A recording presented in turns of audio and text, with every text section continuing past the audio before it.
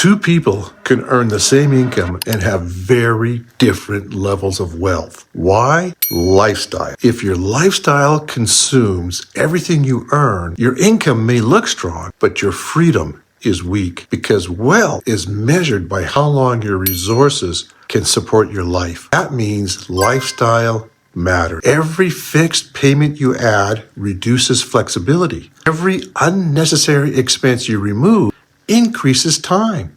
This is not about living small, it is about living wisely. Today, inspect one lifestyle expense, a payment, a subscription, a habit, comfort you no longer value. Then ask one question. Is this increasing my freedom or consuming it? Then adjust one expense before the day ends. Income can buy possessions, but lifestyle buys wealth.